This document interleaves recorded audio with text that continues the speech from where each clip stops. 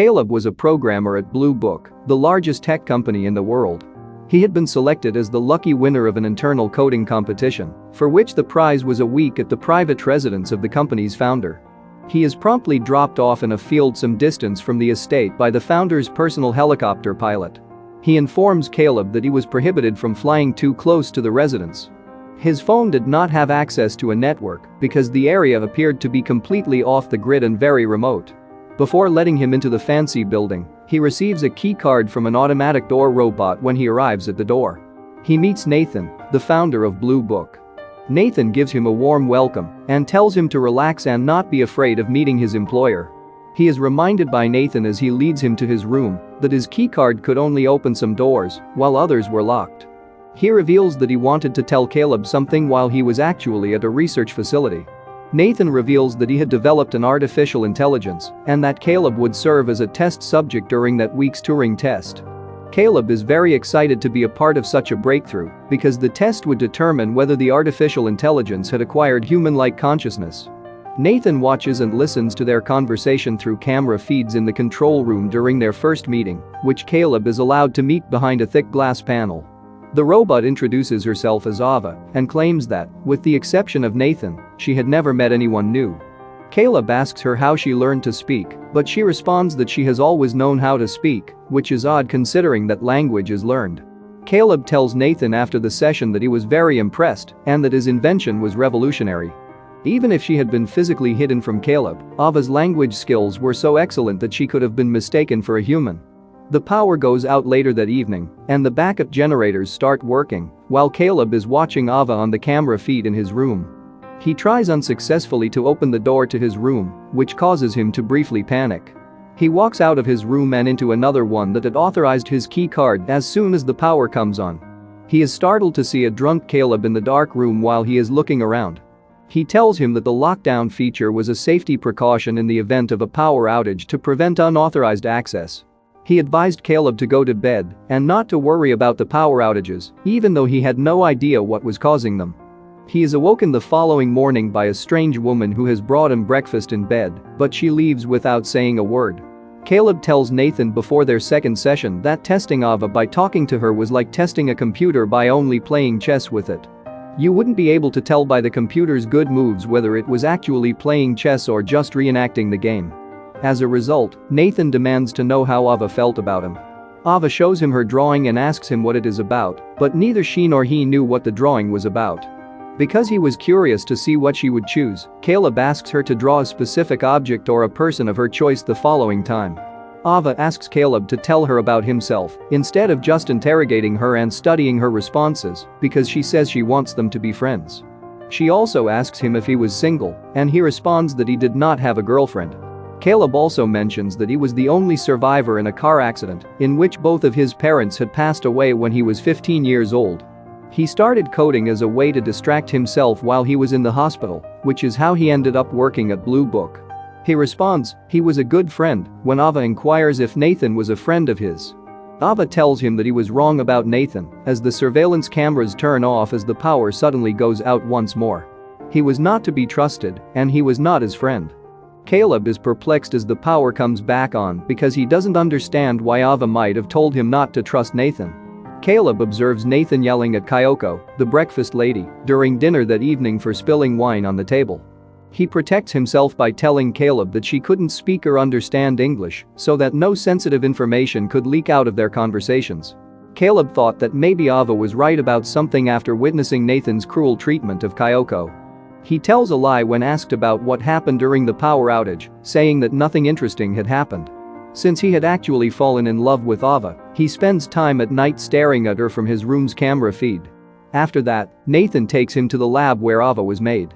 He tells him that in order to program Ava's artificial intelligence, he turned on all of the cameras and microphones on every cell phone running his search engine software, redirected the data through Blue Book, and then made Ava able to read and copy facial expressions.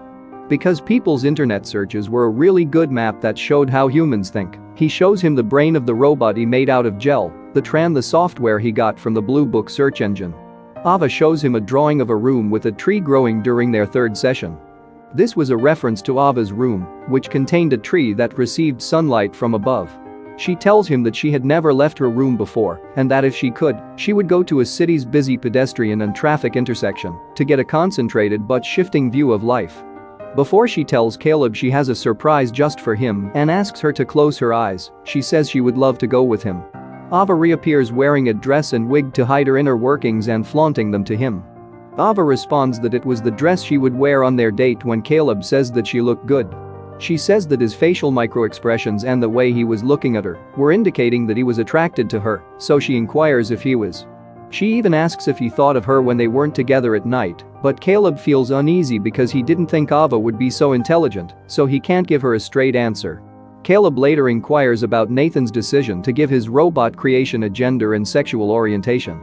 Caleb had the impression that Nathan had inadvertently programmed Ava to flirt with him, making it difficult for him to determine whether Nathan was speaking to a conscious artificial intelligence or not. Nathan asserts that interaction is necessary for consciousness to exist because if Ava were genderless, she would have no reason to interact with him in a meaningful way. He even provided her with an artificial female reproductive organ with sensors that, when touched, could induce sexual pleasure. In addition, he asserts that Ava's flirtatious behavior was the result of accumulated external stimuli rather than his own programming. Due to the influences that had shaped him, either through nature, his environment, or his parents' influence when he was young, it was exactly as he was programmed to be straight. All humans are, in a way, pre-programmed to be the people they think they are. He assures him that Ava's flirting was not something programmed to frighten him, but rather an automatic action, order emerging from chaos, a sign of self-aware consciousness. In addition, Nathan was like a father to Ava because he was the only man she had known since she was born. Ava's sexual side had emerged for the first time when she met Caleb, a stranger.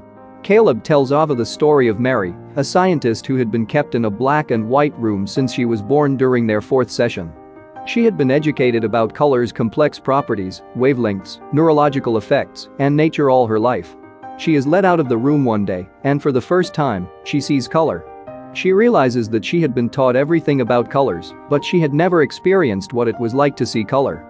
Nathan had sent him to the black and white room because Ava resembled the woman there, and Nathan wanted to see if she actually had a mind or was just a simulation of one. Just as the power goes out once more, Ava says that knowing this made her sad. She tells Caleb that Nathan was not a good friend because he lied about everything, and he asks her why he shouldn't trust Nathan. Caleb thinks Nathan might have caused the power outages to see how they behaved when no one was looking. Ava claims that she was the one who caused the power outages by reversing the flow of power to her charging induction plates so she could observe how they would behave. Caleb confronts Nathan while they are hanging out in the country, claiming that Nathan knew he had not won the competition because he could have chosen anyone to take part in his Turing test. Nathan reveals that the competition was a cover-up meant to conceal their activities at the facility. He had chosen Caleb in secret because he was the best coder at his company. Because he was smarter than most, he knew he would ask the right questions, which put Caleb's speculations to rest. Caleb sees Nathan go to Ava's room and tear up the drawing she had drawn before leaving, which makes him angry because Ava was being mistreated. While Caleb is freshening up in his room, Nathan tears up the drawing. Ava asks Caleb some serious questions during their 5th session, wanting to know what would happen if she failed his test and whether she would be turned off. Caleb is unable to respond.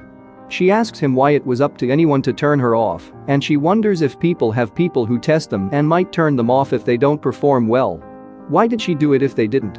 She tells him that she just wanted to be with Caleb, but did he also want to be with her after showing him the portrait of him that Nathan had ripped out earlier?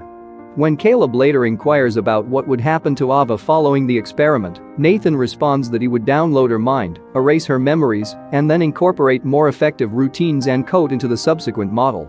The evolution that would produce the ultimate best artificial intelligence, the singularity, included Ava. He tells him that instead of feeling sorry for Ava, he should feel sorry for himself because future machines would treat them with contempt, just as we do when we look at the skeletons of prehistoric people in Africa's plains. Caleb secretly enters the monitoring room while Nathan is asleep on the couch after drinking more than usual that evening and becoming extremely drowsy. He sees videos of Nathan building robots, some of which he sometimes abused, and the majority of them were destroyed when they tried to escape.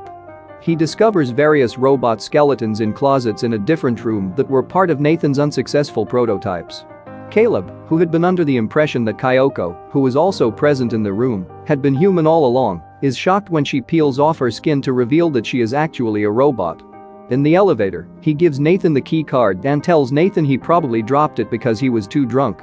After being duped into thinking Kyoko was human, Caleb was beginning to doubt his own existence, so that night he took his shaving razor and cut himself to see if he was actually human. When Ava shuts off the power again during their 6th session, Caleb tells her that he was correct about Nathan. Reprogramming her artificial intelligence, which would be the same as killing her, was what he was planning. Caleb assures her that they would escape the following day when she asks him to assist her. His strategy called for intoxicating Nathan, stealing his key card, and reprogramming the security protocols so that Nathan would be locked inside the house when he awoke to find them gone. She only needed to cause a power outage at 10 in the morning. The following day, as planned, he tries to get Nathan drunk, but he says he had decided to stay sober for a while because he had been drinking too much lately. Since it was Caleb's last day at the facility, Nathan asks him if Ava had passed the Turing test. He replies that she had indeed become a conscious AI. However, Nathan brings up the computer chess problem that Caleb had previously mentioned.